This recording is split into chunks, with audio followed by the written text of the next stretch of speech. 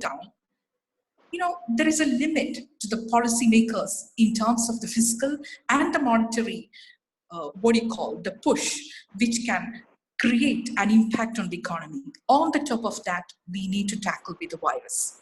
So this is a situation in which we have to talk about the macroeconomic, the backdrop or the policy response in terms of the coronavirus. So this uncertainty, we cannot measure this accurately, and that itself is a huge issue. And people stay back home. So that's the policy. So how can we induce the economy by, earlier we thought that we can stimulate the economy by, giving cash to the people or giving employment to the people or demand stimulation. But now the policy is the great lockdown.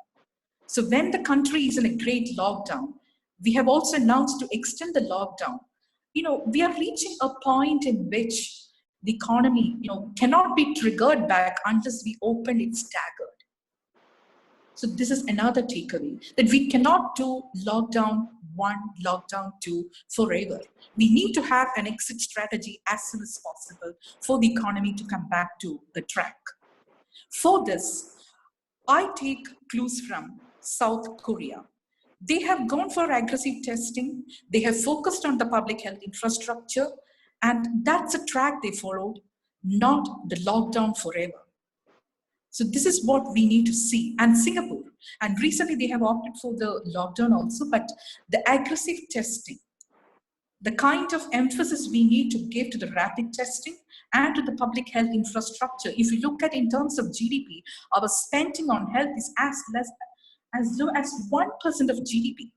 So these are the things which we need to, emphasize rather than the lockdown 1, lockdown 2 forever. This lockdown per se is not going to take the economy back to the track. Now, what's the manner in which the economists or the policymakers responded to the crisis? If you look at that, the fiscal stimulus package they announced was just 1% of GDP or just 5% of the entire national budget. And the announcements, are they enough to trigger the economy, or are they enough to tackle the crisis in the humanitarian manner it has happened, the exodus of the migrants? If you look at my take is, it was partial, it hasn't. And look at the monetary policy makers. Using the repo rate, adjusting the repo rate, if you can trigger the economy, especially when we are in a corona crisis. And there are limitations. And the narrative was whatever it takes to come back to the track is a narrative. But monetary policy tools, whether it is in terms of the rate adjustments or whether it is in terms of liquidity inducement into the economy, it has its own limitations. So coming back to the fiscal stimulus, what exactly we can do is fiscal monetary policies, the coordination, rather than the policymakers in the North Block and the policymakers in the Mint Road work separately. So this macroeconomic policy coordination has not yet happened in India to the perfect level in which it has had to happen. For instance, we looked only at the levels of the debt and deficit.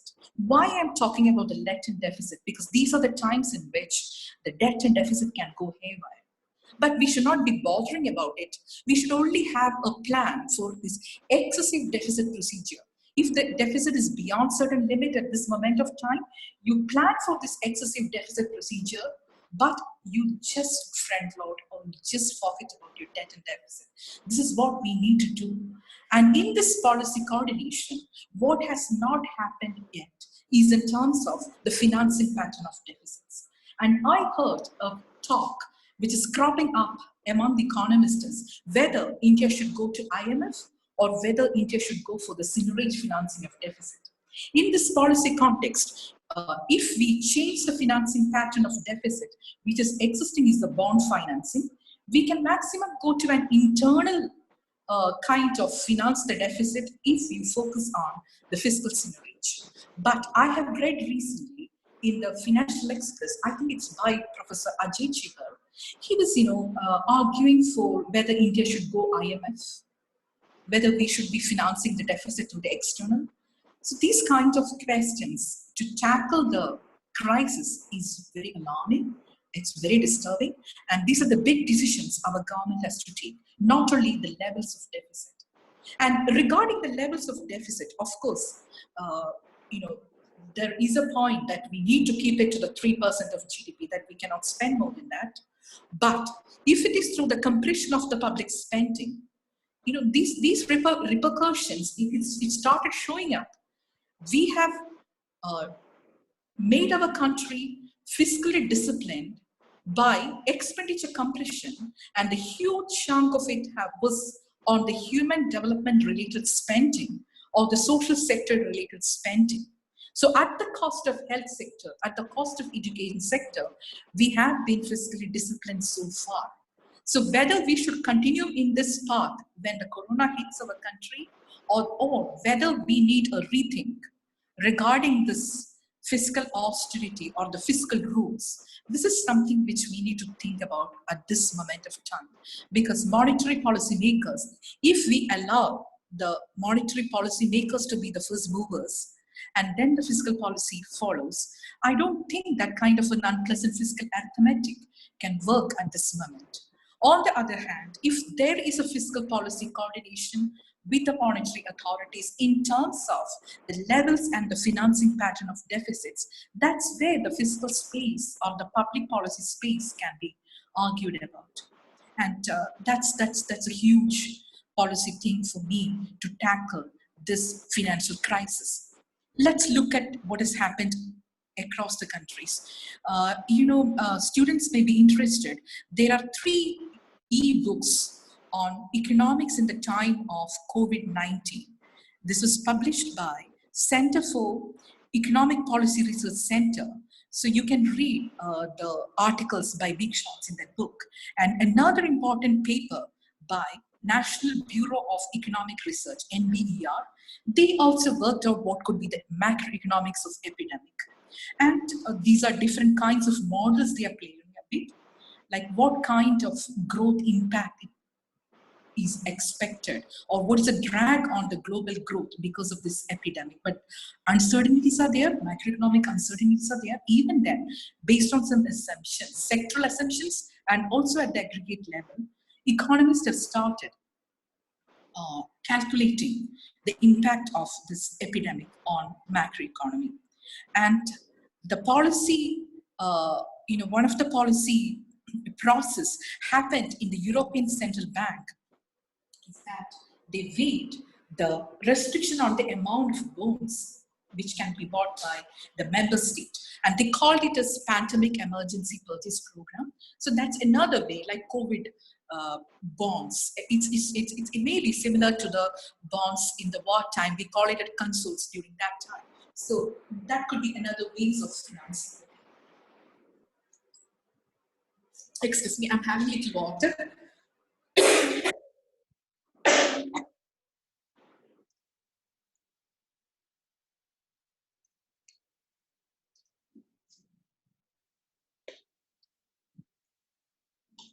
Yeah. So, to me, the policy processes needs to be given emphasis to the fiscal policy makers to take it ahead. And if you ask me what is the strict 3 things or the 4 things which our policymakers can right now do is focus on the health sector, go for aggressive testing, and do whatever it takes to protect the people from this crisis, and also to protect the frontline warriors, the medical professionals, with all the process of safety which we can ensure them. Second is the job crisis or the interstate migration crisis, and that we need to tackle with respect and dignity, which has not yet happened. And third is the the supply chain disruptions, the basic essential services and all. We need to focus more. And fourth is the firms, especially the small firms, because the impact of public policy decisions on humans and the small firms, it's huge. So we need to tackle that. And the final one, as I suggested earlier, the intra-country, across states, the migrants, and we need to focus on them. Otherwise, the virus will not kill all people, but this, starvation and hunger induced by a bad policy can, lead to deaths. So this we need to tackle simultaneously. So basically, it is not life versus livelihood, but it is life versus life. We need to tackle these two together because the scale of crisis is huge, and we need to take the feedback from the public health experts, and we need to wait for that because economists cannot do anything in isolation in this case because it is quite different from the crisis or the recession that happened earlier. And I stop here and take questions. Thank you.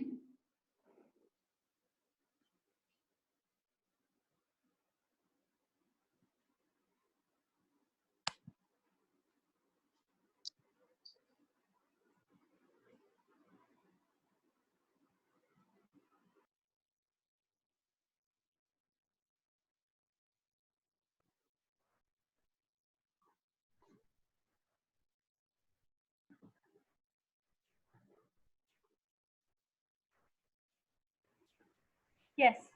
Thank you, ma'am, for such an enlightening lecture. And I believe that we all have largely benefited from this.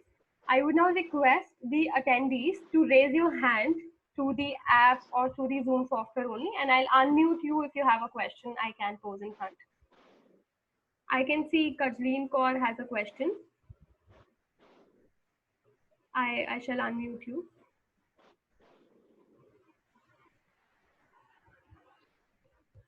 Yes, Kajleen, you may ask your question. Yeah, hello, Professor Chakraborty. Am I audible? Nitya, am I audible? Yes, ma'am, you're audible. I'll check with Lekha ma'am if she can hear you. Oh, Lekha ma'am is muted. I'll unmute her. Yeah. Just give me a moment.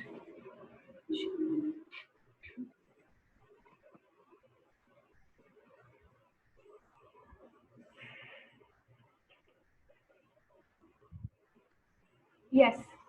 Lekha ma'am, can you hear us? Yeah. Yeah. Kajleen ma'am has a question. She's my colleague from the college itself. Yes, ma'am, please.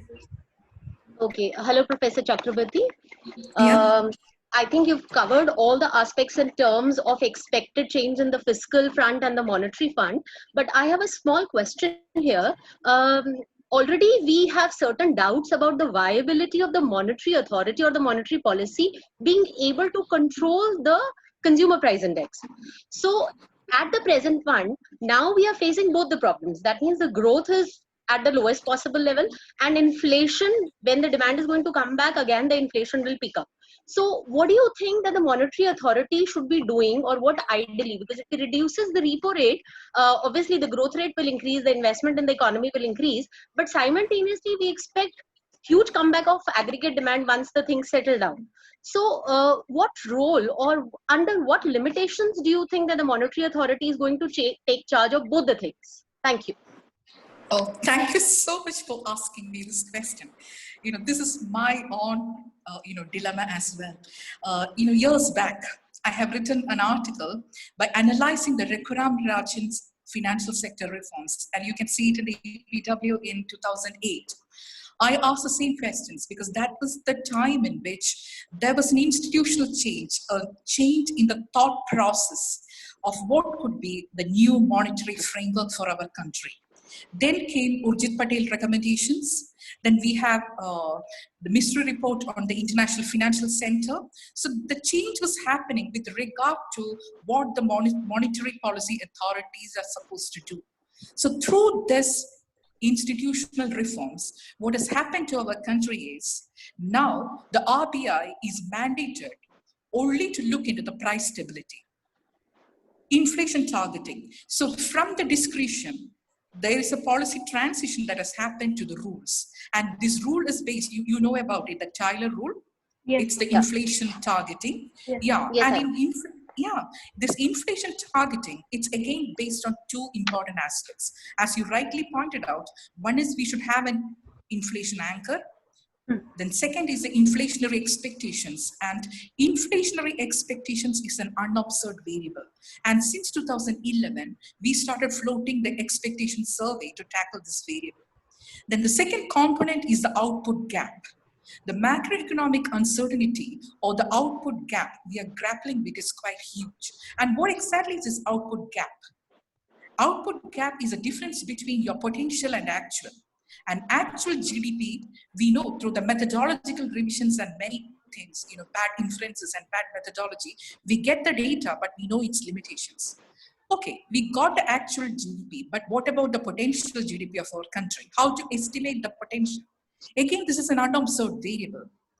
What we do, the econometricians do, it's not out of sophistication we do this, out of desperation, because to reach the potential, we started applying the filters. We started using Prescott filter, HP filter, Kalman filters.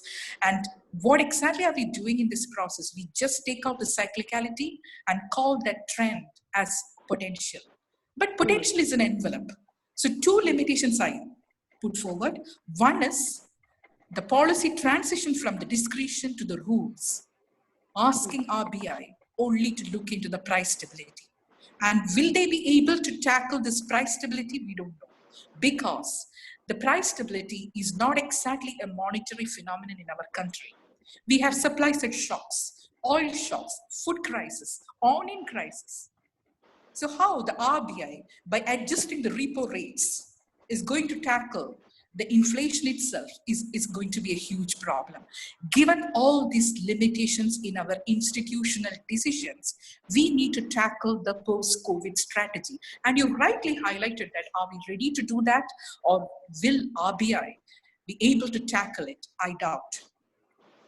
So my expectation is that North Block will be able to tackle this like you, as you rightly pointed out. The monetary policy makers have their own limitations in tackling this. Look at the country context of UK or in other countries in which, they are not even talking about repo rate of 4.4% just like India. They are talking about the zero bound interest rate and the negative interest rates. We have not reached to that level, but negative interest rate, that's a huge concern. If the interest rate policy, if the interest rate is negative, one instance which is coming to my mind is about the pensions. Our parents may put their money, hard-earned money in the pension bond markets. If the interest rate is negative, they are not going to even get what they put. So, repo rate or the interest rate as a policy tool to trigger the economy, that's not one-to-one. Even if the repo rate is reduced, it's not going to tackle the economy and the growth will not go up. But we cannot blame RBI for that because growth is not their concern anymore. Their concern is only the price stability. So with the sole single objective of price stability, how they are going to tackle the huge issues, that's a matter of concern because we have moved ahead to this new monetary framework. We have signed an agreement in February 2016 between the RBI and the government of India that RBI will look only into this. But within these limitations, what they can do, just recently they have floated the Operation Twist. They have adjusted with the structure of the maturity pattern of the bonds they have by opting for long-term bonds and selling off the short-term bonds so that the refinancing risk will come only later. So these kind of unconventional things they may float, but to me, this fiscal monetary policy coordination can do better than central bank independence. Because here, what independence do they seek? I'm not sure. Because there is no goal independence. It's price stability is their goal. So the only independence they seek is the operational independence. They have come from the governor taking decision to a monetary policy committee, members taking the decision. So only that operational independence they are seeking, not the goal independence. So these are the limitations of our institution right now, but it was evolved, it was dynamic. It has not happened overnight. And with these limitations, how they tackle the COVID, I really don't know. I do have more expectations about the fiscal policy authorities than the monetary policy to tackle the crisis, post-COVID crisis. That's what you asked. I join with you that I do doubt whether the monetary policy authorities are powerful enough to tackle this. Rather, they should go for a policy coordination. That's what is relevant. Yeah. Thank you so much. Thank you so much, ma'am. I think That was a good question. Yeah. yeah, it really was a good question, and this enlightened everyone to that aspect. Thank you for the question, also, Kashleen, ma'am. I would request if there's one more question, and then we shall end it. If there's any one more question from the audience.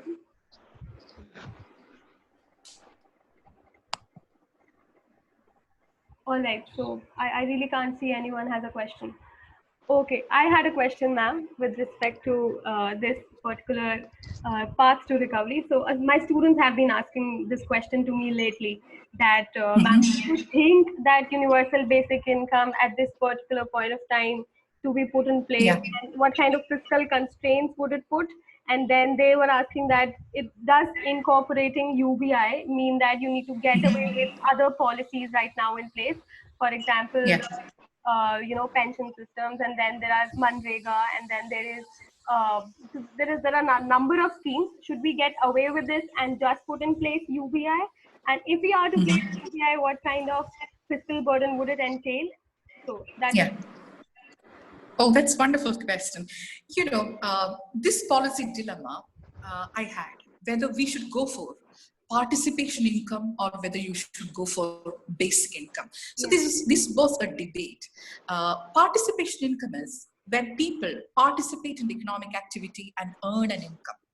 Like the employer of last resort, when the government float themselves as employer of last resort, because when everything else fail, the government is acting as the employer of last resort and guaranteeing people that you get job and you get income. So this policy it was a favorite policy for me. If you ask me as an economist, what's your take on this? I was always in favor of a participation income and government acting as an employer of last resort, not for the universal basic income. But right now, things changed.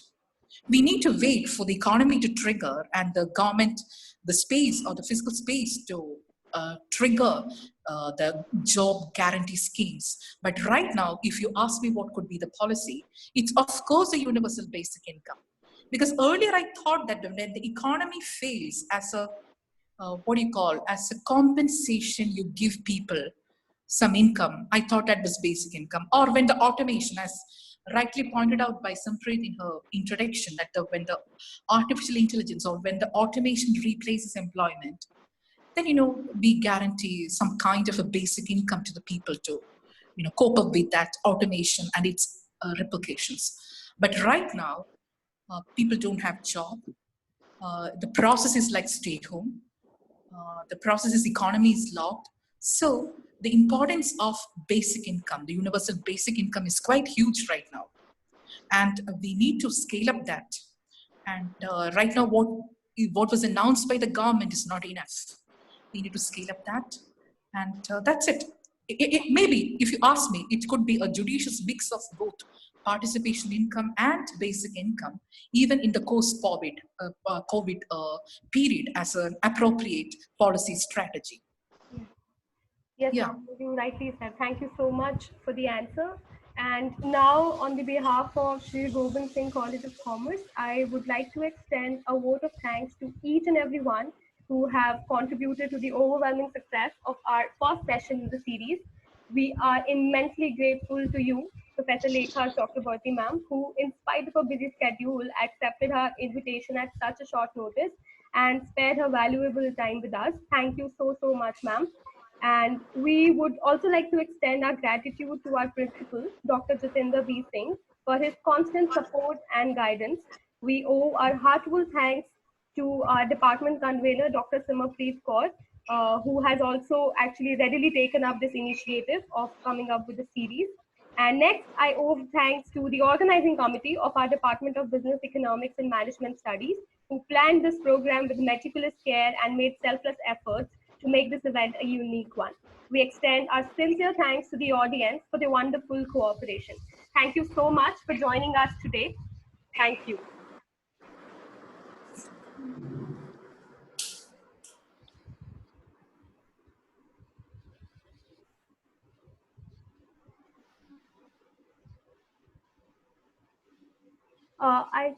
Okay. Ma'am, are you ready to take one question? There's a person who is asking for a question, if you agree. Oh, you're asking me? Yes, ma'am. There's a person. Yeah, sure, I Okay, can. ma'am. Yeah. I'll unmute him. Yeah, hello, good afternoon, ma'am. I'm Lekha Sharma from Guru Gobind Singh College of Commerce itself.